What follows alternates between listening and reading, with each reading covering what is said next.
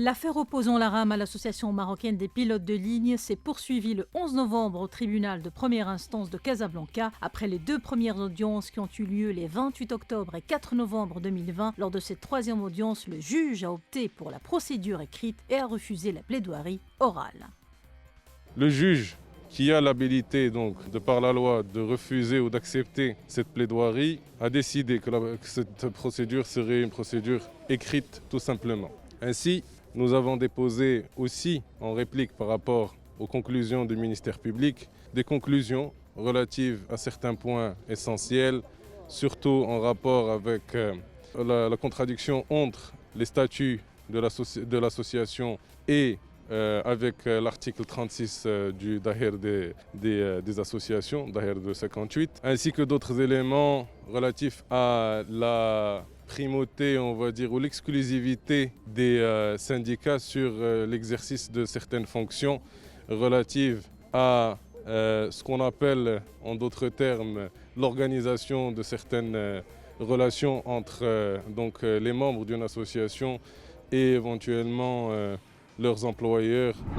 Rappelons que la Compagnie Royale Air Maroc avait entrepris un plan de redressement et de sauvetage pour sortir de la crise avec en toile de fond un plan de licenciement. Ainsi, le 25 août dernier, 140 employés de l'ARAM, dont 66 pilotes, ont reçu une lettre de licenciement. Depuis, les deux parties sont à couteau tiré. En effet, estimant qu'elle a outrepassé son objectif social lorsque l'AMPL, créée en 1971, a appelé à la grève, l'ARAM avait demandé la dissolution de l'association, demandant ainsi la nullité de toute convention et tout acte signé par l'AMPL.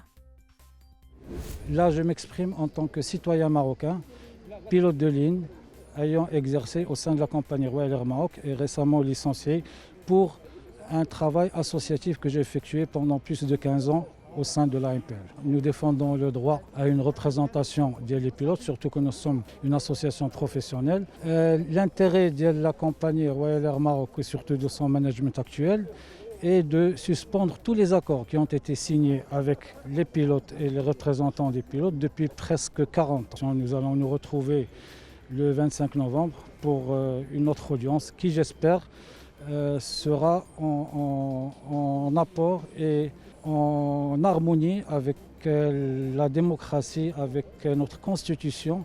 C'est le droit à constituer une association et à œuvrer pour l'intérêt des citoyens. Nous sommes très satisfaits de cette procédure pour l'instant.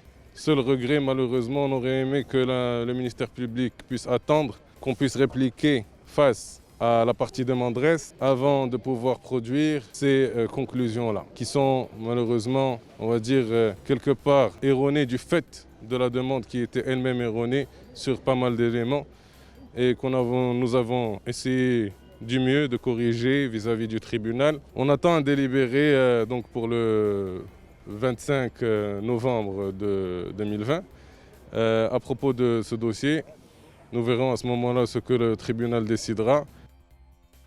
L'affaire a été donc mise en délibéré pour être jugée le 25 novembre. L'avocat de la défense, maître Zakaria Melini, qui a appelé en cause lors de la deuxième audience du 4 novembre le ministère du Tourisme, souligne que le juge tranchera directement sur le fond dans 15 jours.